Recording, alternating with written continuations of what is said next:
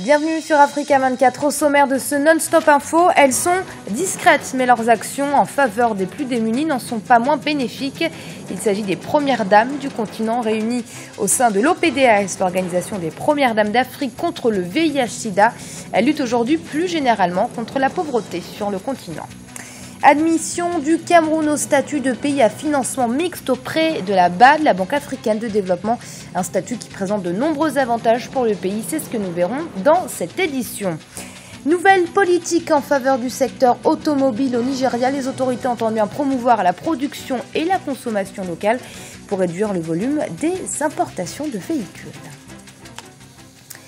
Mais tout d'abord au Togo, c'est un projet de loi présenté par le gouvernement à l'Assemblée nationale, mais initié par l'opposition. Il s'agit d'un texte qui, entre autres, limite le nombre de mandats présidentiels.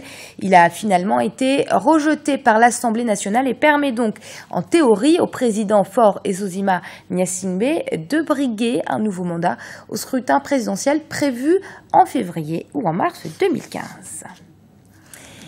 On les imagine dans l'ombre de leurs époux, mais pas du tout. Les premières dames sont très actives, et notamment celles du continent. Elles sont d'ailleurs regroupées au sein d'un organisme dont l'objectif premier était de lutter contre le VIH-Sida. Aujourd'hui, au-delà de cette lutte contre ce virus mortel, elles tentent ensemble de faire reculer la pauvreté sur le continent africain. Reportage de notre correspondant Serge Kofi.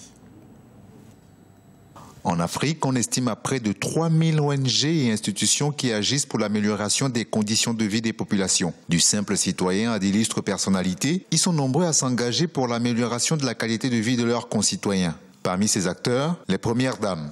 Épouses de chefs d'État, elles se veulent surtout des modèles du monde citoyen en marge des effluves du pouvoir. Organisées au sein de l'OPDAS, l'organisation des premières dames d'Afrique contre le VIH-Sida, elles sont la garantie d'actions concrètes lors de leurs rencontres.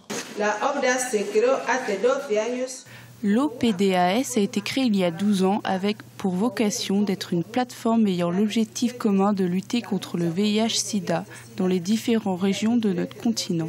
Durant cette période, il y a eu plusieurs avancées connues dans chaque région et dans chaque pays. Mais nous devons adopter des décisions qui soient beaucoup plus dynamiques et solidaires. Nous devons structurer de meilleurs mécanismes de coordination, d'échange d'informations et une coopération plus efficace et plus sincère entre nos pays. Il s'agit de créer à travers un programme commun un réseau régional des groupes scolaires d'excellence avec l'ambition de devenir un réseau panafricain.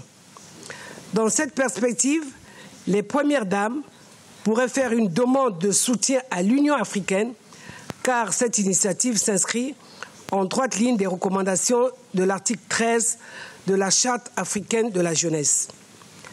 Par cette démarche, les groupes scolaires d'excellence amorceront l'interconnexion des futurs leaders formés pour penser l'Afrique à travers une politique d'intégration. Plus de 100 000 personnes bénéficient au quotidien de ces actions de solidarité à travers le continent. Symbole de solidarité et disponibilité, l'action des premières dames du continent est de plus en plus accrue en ce qui concerne les bonnes œuvres et la promotion de la femme. Des efforts qui ne peuvent masquer certaines carences des actions publiques. Dans le reste de l'actualité, le Sénégal, par la voix de son ministre des Transports aériens, Oumar Gueye, a prôné un renforcement du partenariat intra-africain dans le domaine de l'aviation civile pour permettre au continent de rattraper son retard dans ce domaine.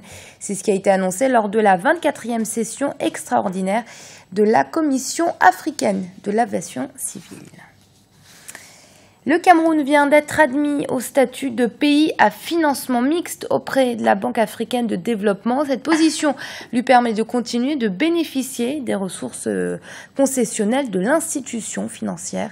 255 milliards de francs CFA ont d'ailleurs déjà été mis à la disposition du pays pour financer plusieurs projets de développement. Aminata Diak. Le Cameroun admis au financement mixte de la Banque africaine de développement.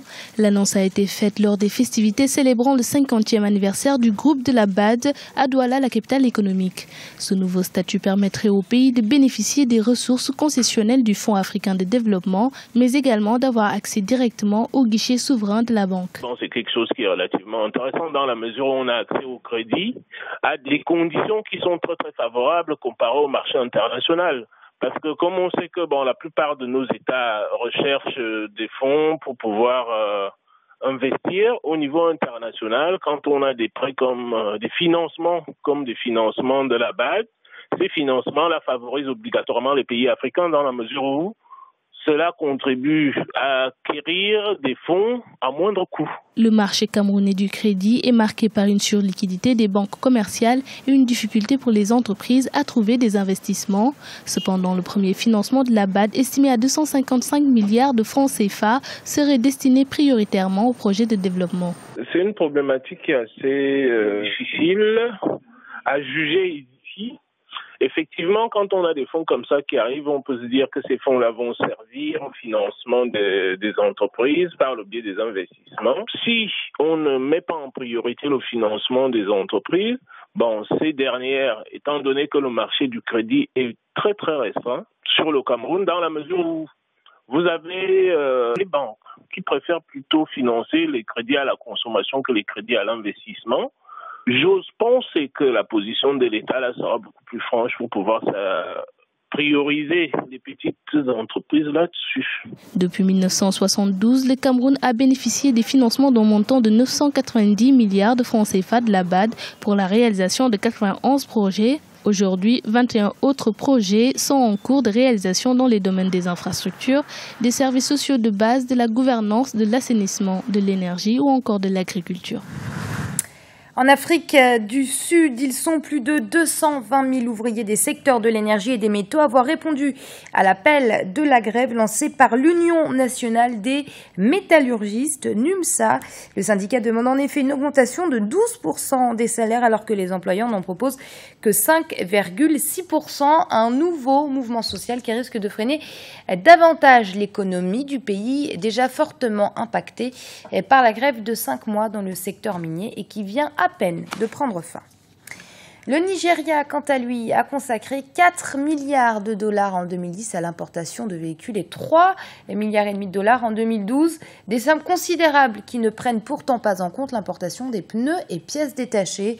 Afin de réduire ce volume et donc le coût de ces importations et encourager la production et la consommation locale de véhicules, le gouvernement a mis en place une nouvelle politique automobile. Kradiela Tchakounte nous dit laquelle. Dans le cadre de sa nouvelle politique automobile, le gouvernement nigérian a alloué 11 milliards de naira en faveur des entreprises impliquées dans la production de véhicules. Objectif, réduire le volume des importations en encourageant la production locale. Une politique censée créer des opportunités d'emploi, mais beaucoup doutent de sa faisabilité. Regardez, ces lieux sont remplis de véhicules et d'équipements. Or, ce n'était pas le cas avant. Avant, ces véhicules qui sont ici depuis environ 2 semaines auraient déjà été vendus. Mais aujourd'hui, ils s'entassent à cause des nouvelles taxes. Lorsque les clients viennent et qu'ils voient les prix, ils s'en vont immédiatement car les prix ont vraiment augmenté.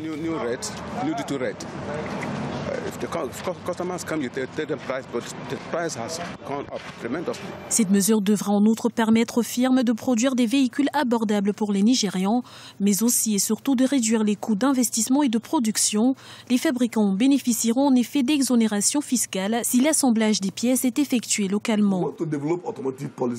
Si nous voulons développer la politique automobile, nous devons tout recommencer à zéro. Accorder des prêts aux fabricants de plaquettes de frein, disques et à ceux qui s'occupent du système hydraulique ou des tuyaux. Vous savez, il y a plus de 2000 composants dans une voiture. Nous devrions commencer par encourager ceux qui peuvent produire la plupart de ces composants, puis avec le temps, si nous voulons faire de l'assemblage, ça sera à nous de négocier avec les grands constructeurs. Toyota va par exemple apporter le corps et le moteur, et ce sera à nous de fournir le reste. Ainsi, nous pourrons créer des emplois.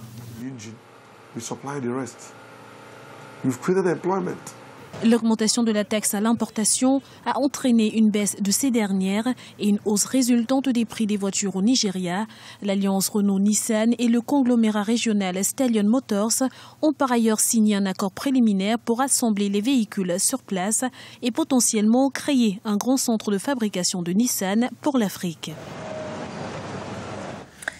Le Bénin n'y échappe pas. Avec le développement d'Internet est apparu un nouveau fléau, la cybercriminalité.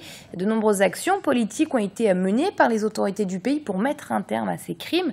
Sur la toile, dont en 2013 la création de l'Office central de répression de la cybercriminalité. Pourtant, malgré ces efforts, le phénomène perdure. Reportage de notre correspondante Cheraliowa Tawema. De nouvelles armes pour lutter contre la cybercriminalité au Bénin. Escroquerie en ligne, blanchiment d'argent entre autres, les cybercriminels multiplient les modes opératoires pour arnaquer les populations. Entre 2011 et 2012, 421 plaintes ont été enregistrées, 53 personnes déférées grâce à l'intervention de la cellule de lutte contre la cybercriminalité. Ces actions ont été renforcées par un outil juridique, la loi portant lutte contre la corruption du 30 août 2011. Conscients de la portée négative de ce fléau social, les experts proposent de nouvelles pistes de solutions. L'essentiel, c'est de pouvoir sensibiliser la population sur le danger de l'Internet, surtout les jeunes ou bien les adolescents qui sont en même temps les victimes et les criminels. Par exemple, ce que je préconise pour les cybercafés qui sont dans les pays africains comme le Bénin, c'est l'affichage de posters et aussi de posters de dissuasion. Les questions relatives aux ressources financières et au renforcement du cadre juridique de la cybersécurité au Bénin représentent quelques obstacles à la lutte contre ce phénomène. Face à cette situation, Emploi sans frontières ONG invite les décideurs béninois à doter l'Office central de répression de la cybercriminalité des moyens nécessaires pour mener à bien sa mission. C'est un phénomène dont l'éradication, nous ne pensons pas, va passer uniquement par la répression. Il faut également nécessairement penser à d'autres formes d'éradication, telles que la prévention. L'aspect préventif, ça doit être beaucoup plus privilégié, puisque cela enrôle beaucoup de jeunes, et ça a forcément un effet très, très négatif et inquiétant sur le devenir de notre pays. En vue de renforcer son arsenal juridique dans ce domaine, le Bénin s'est doté depuis mai 2014 d'une loi sur les communications électroniques. Une stratégie nationale de cybersécurité est actuellement en cours d'élaboration pour garantir la confiance numérique. Et c'est la fin de ce journal. Merci de l'avoir suivi. Restez sur Africa 24, l'info continue.